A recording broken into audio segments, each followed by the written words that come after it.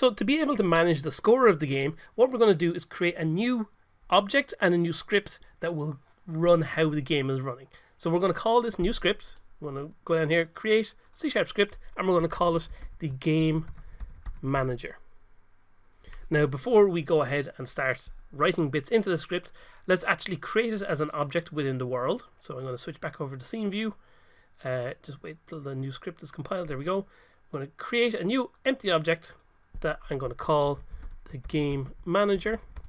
It doesn't really matter where it is in the world, it's fine to be there. And we're going to add that new script we just created into there so that we don't forget to do it later on, because there's many times where you're editing a script and then you actually forget to apply it back into the game. So let's open this up in MonoDevelop. We'll give it a second here. Okay, so we've got our game manager. So if we're going to make changes to this object within the world, which is our canvas kind of text object, we know that we want to change that to reflect whatever the current score is. So we need a reference to that object within the world. But the problem is the UI elements of Unity work slightly different than normal coding does. So we need to actually specifically state that within Unity we're using the UI interface. So what we do is up here where we have other basic elements that we're using by default within Unity, just below that we're going to say using Unity engine .ui. And what that means is basically the UI sections of code within Unity, we now have access to them by including that up here.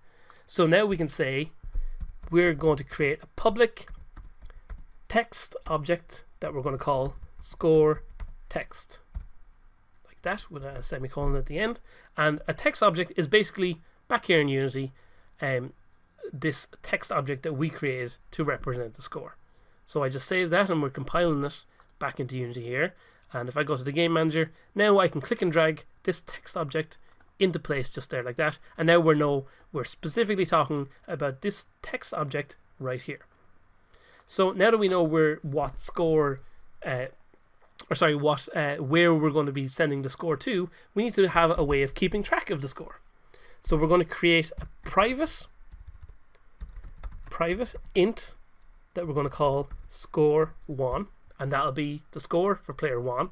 The reason we make it private is because we want to be controlling this score from within the game manager script only, not from anywhere else. And we make it an int because the score is only going to be a whole number value. We're never going to have a score of 0.5, a score of 3.7. That's not going to happen. We're just going to have scores of 1, 2, 3, 4, 5, etc. So we have the score for player 1. Let's make a score for player 2 also. And for the moment, that's all we need. So by default, obviously, when our game starts, scores for both the players will be 0. So how do we add a score when our ball enters the goal zone, for example? What we'll do is create a new custom function down here in our game manager. So after the update loop, we're going to create a new function down here. So we're going to say it's a public function. We're going to say void because it's not returning any other specific values, but this is basically something you need to add in when you're creating a function like this. So we'll just say public void, and the name of the function that we're going to create is update score. And when you're creating a function, what you then need to do is add 2 little normal brackets like this, and then our couple of little squiggly lines, just like every other kind of default function built into Unity. Now what we want to add into our update score here is an int value that will mean the player. So basically what we'll say is we're adding an int here to check if it's player 1 that's getting its score updated or player 2 that's getting its score updated. So we're going to say here if player equals 1. So what we're saying is if the int value that we're given in the update score is 1, then we know we're adding something to player 1. So we're saying, okay, if it's player 1, then we're saying score 1 equals score 1 plus 1.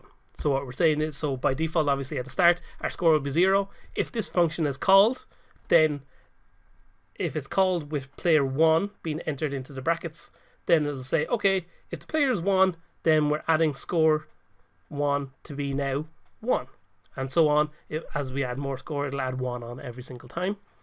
The other option is if player equals 2, then we say score 2 equals score 2 plus 1. So the way we're writing here with score 2 is equal to score 2 plus 1, it's kind of the long way to do it. There's actually a very simple way to quickly be able to update values within Unity. Instead of saying score 2 equals score 2 plus 1, what we can actually do is just do score 2 plus equals 1. And what that means is it'll take whatever the current value is that's in score 2 and it'll just add 1 onto it. So say our score is currently 4, it'll just add 1, it'll become 5. It's a much more simple way and a way of cutting down the amount of time you have to write code. So I'm going to do the exact same thing for score 1 up here, like that. I just realized that for some reason these are, 1 is capitalized and 1 isn't. Actually, it should be not capitalized, like that. And then finally, when we have the score of either player, if it's been updated, then we want to update the score that's being displayed on screen. And that's our score that's on the score text object up here. So on our score text object, so what that refers to, if we go back here, is the text object here, and it's specifically the text component of this object. So within that, we want to make adjustments to what's written, which is within the text box here. So what we're talking about is the text box on the text component. So then what we need to do is go into the score text, which is the component, and access the text box, which is dot text. And we want to set that to be equal to, what we want it to display is the score for player 1, then a space and a dash and a space, and then the score for player 2. So what we write is score 1, so that's a score for player 1, plus, then inside of these quotation marks we write the space, then the dash, and then the space. Then we say plus again, and then score 2, like that. And that's very simple and very straightforward. That's how we'll update the score on the screen. So we've created this function that is called to say if player 1 gets a point or if player 2 gets a point. But at the moment, it won't actually do anything because it has to know when to call this function.